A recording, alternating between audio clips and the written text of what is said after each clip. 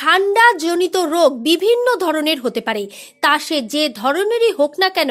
আপনি যদি ঠান্ডা জাতীয় কোনো রোগে ভুগে থাকেন তাহলে আজকের ভিডিওটি একদমই এড়িয়ে যাবেন না।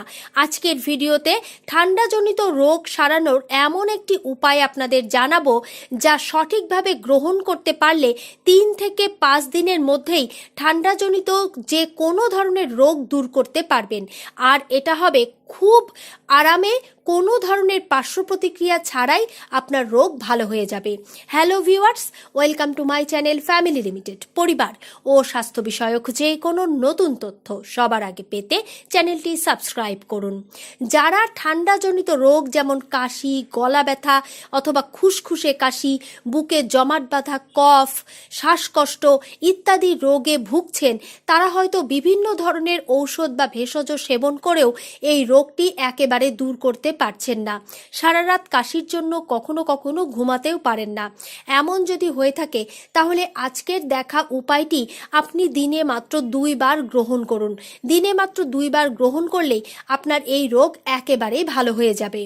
এই উপায়টি গ্রহণ করার পাশাপাশি অবশ্যই আপনাকে কিছু নিয়ম মেনে চলতে হবে।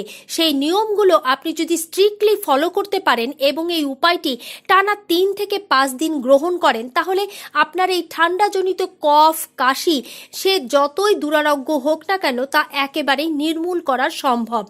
আর একটি বিষয়, অনেকেরই কোল্ড অ্যালার্জি থাকে। ঠান্ডা পানি দিয়ে গোসল করলে অথবা ঠান্ডা পানি বেশিক্ষণ ধরলে এই ধরনের সমস্যা হয়।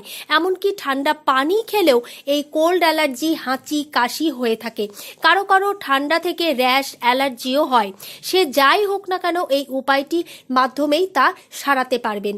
আর যে নিয়মগুলো আপনাদের ফলো করতে হবে তার মধ্যে প্রথমেই আছে, এই ঠান্ডাজনিত রোগে যারা ভুগছেন তারা এই শীতকালে সব সময় হালকা গরম পানি পান করবেন। কখনোই নর্মাল পানি বা কোল্ড ড্রিঙ্কস পান করবেন না। ঘন ঘন চা না খেয়ে বরং দিনে 2 বার গ্রিন টি বা মশলা টি খাওয়ার অভ্যাস করুন। দুধ চা একেবারেই পরিত্যাগ করুন। অতিরিক্ত দুধ জাতীয় খাবার খাবেন না।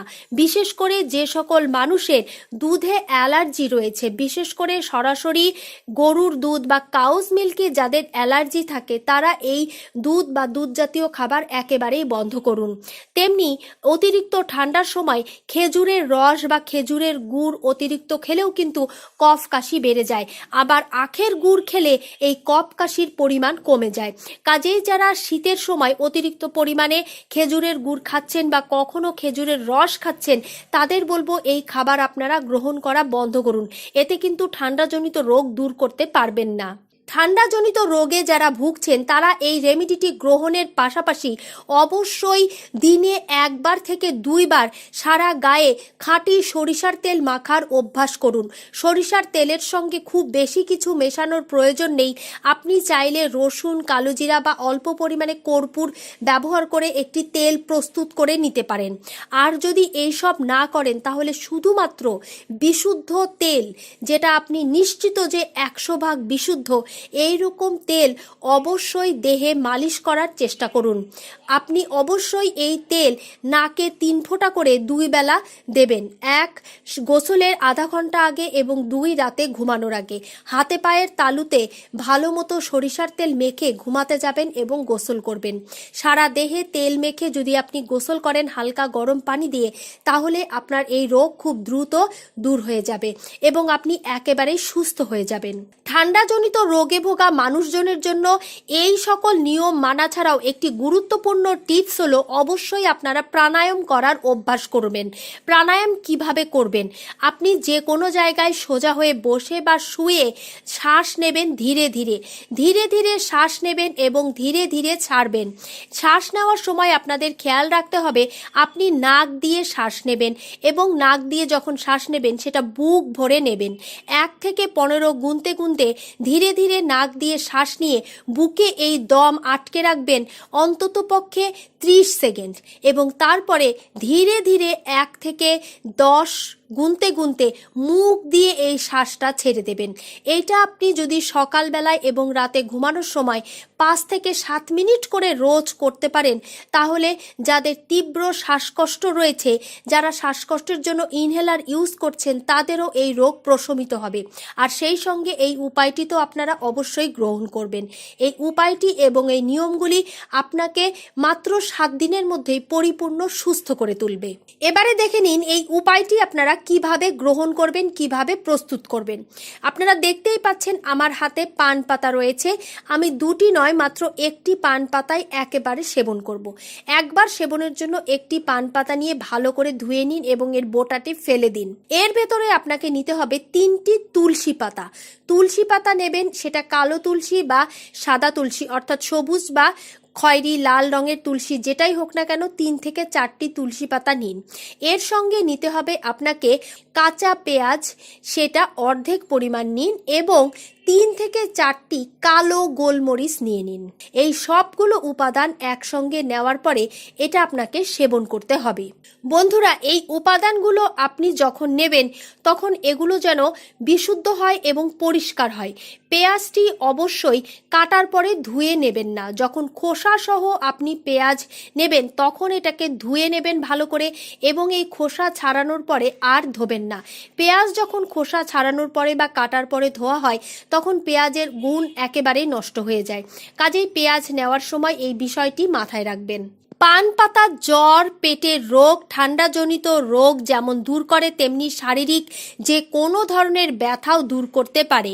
এছাড়া মানুষের দুর্বল শরীরকে অনেক বেশি শক্তিশালী করে তুলতে পারে এই পাতা।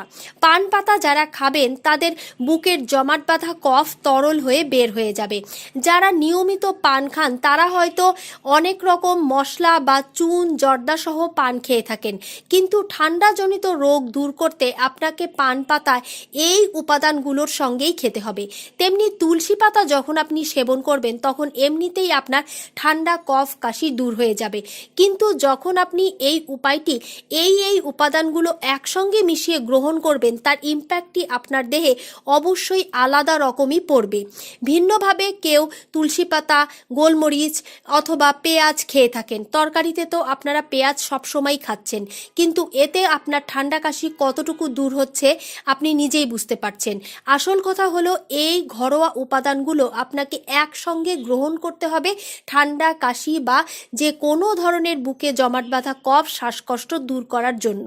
এই উপাদানগুলো একসঙ্গে খাওয়ার কারণেই আপনার রোগটি দূর হবে। এই উপায়টি যদি কেউ চিবিয়ে খেতে পারেন তাহলে সবচেয়ে ভালো উপকার পাবেন।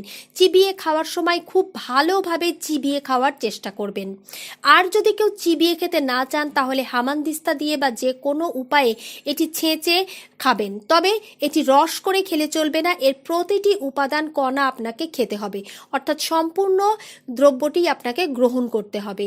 আর কখন খেলে সবচেয়ে ভালো কাজ হবে? সকালবেলায় ঘুম থেকে উঠে বাসি পেটে হালকা গরম পানি পর্যাপ্ত পরিমাণে পান করার 40 মিনিট পরে এই উপায়টি গ্রহণ করুন। আর এই উপায় গ্রহণ করার 1 ঘন্টার মধ্যে অন্য কোনো খাবার আপনি খাবেন না। এই হলো আপনার সকালবেলায় খাওয়ার নিয়ম। আর রাতে যখন গ্রহণ করবেন তখনও রাতের খাবারের 1 ঘন্টা পূর্বে অথবা 1 ঘন্টা পরে গ্রহণ করুন। এই উপায়টি যখনই আপনি গ্রহণ করবেন তখন হালকা গরম পানি 1 গ্লাস পান করে নেবেন। তাহলে এই উপায়টি খুব দ্রুত আপনার দেহে কাজ করতে শুরু করবে। ধন্যবাদ, ভালো থাকবেন, সুস্থ থাকবেন।